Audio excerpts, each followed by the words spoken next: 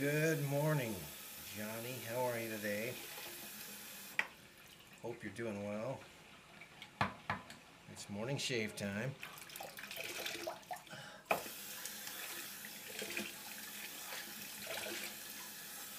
I got a couple of stories for you this morning.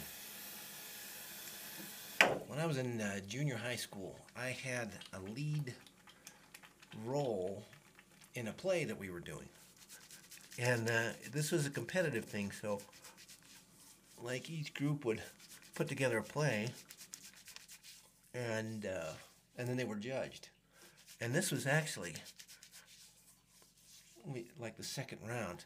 So I had this lead role. I played like a gangster. I don't remember, but there were 3 groups left in the competition. And my dad was actually visiting from out of town. So he was there. My mom was there. And I think we were the second play to go. And so they'd had a break, and someone told me to go ahead and start. And it started by me walking out in front of the curtain.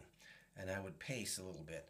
And but the guys running the lights this was at the junior high school, is where this was taking place. I guess they weren't ready, so they hadn't dimmed the lights, so the audience didn't know. I had to do soap, right? So the audience didn't know I was starting to play, and but they quieted down. They paid attention, but it didn't go off.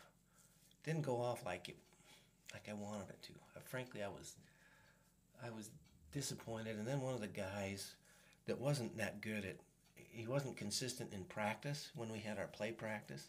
He screwed up one of his lines, and I had to wing it, and I felt stupid. And you're on stage, which I didn't do that this often, but the play was funny, and I did the role pretty well, and that's why we got to the fun. Not just because of me, I mean everyone else too. So here we are, and the lights don't go down. The spotlight's not on me when I'm starting to play, and I'm trying to do my lines over the noise of the audience as they quiet down. And then at some other point, this guy who had an important role too, who hadn't really been practicing, he screwed his up, and we kind of had to wing it to figure it out. Bottom line is it didn't go well, and I still think we took second place, but I was mad, and I was complaining because I saw all these things that didn't go right. I wanted to win. Dad was there. Mom was there too. And as we drove home, I was complaining about all the things that went wrong. And my mom finally told me, she said, "Jimmy, I'm disappointed in you." I think it was probably after we dropped Dad off wherever he was. He didn't live in town, so he had been visiting that weekend and was able to come to the play, which is probably a once-in-a-lifetime thing for me. And maybe that's another reason she was disappointed, because my behavior was so bad. I was so focused on what I felt like I didn't get a fair shake because the lights weren't ready, because the guy screwed up his line, and things like that. And Mom told me she was disappointed in me. That hurt more than probably anything else, and I remember that. And one of the reasons it hurt is because I disappointed her. I wasn't behaving well.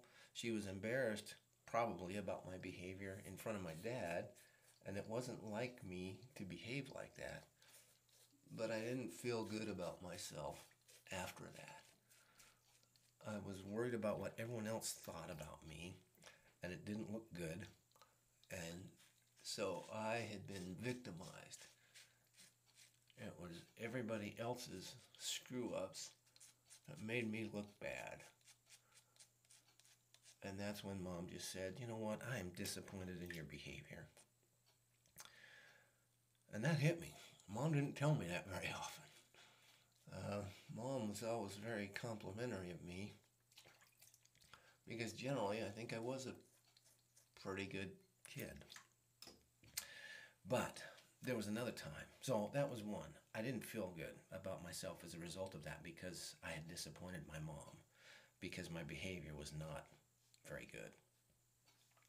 There was another time I actually gave a talk. I gave a speech in a group, and my mom was in the audience.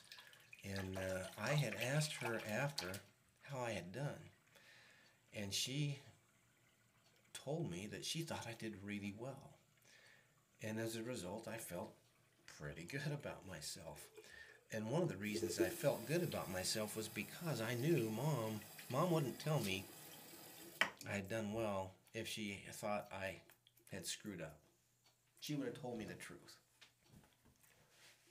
So it wasn't like she just told me you do everything great all the time. So it meant more to me to know that I had actually pleased Mom. When that happened, I had these really good feelings inside. And you start to feel good about yourself. And I tell you these two stories, Johnny, because this is important for you. Every day, you need to feel your own goodness in your heart. You're going to do better if you feel good about yourself. So if you're going to do better, if you feel good about yourself, how do you help yourself feel good about yourself every day? The easiest way to do it is to make sure you do good things every day. Doesn't mean you're going to be perfect, but if you find something you can do to help someone else, that's going to make you feel good about yourself. If you do, you got work around the house you can do it. Schoolwork, you need to do and you're putting it off, and do it. Had an argument with one of your brothers or sisters or friends, talk to them, text them, let them know that you're sorry about the disagreement and you hope that things can go better going forward. Do those things, and it's going to help you feel good about yourself. That's going to do a lot for you to be the best you that you can. All right? So, anyway, those are the thoughts I had this morning as I was getting ready for my morning shave with you. You have a great day. Make it a great day, and I will talk to you on the next one.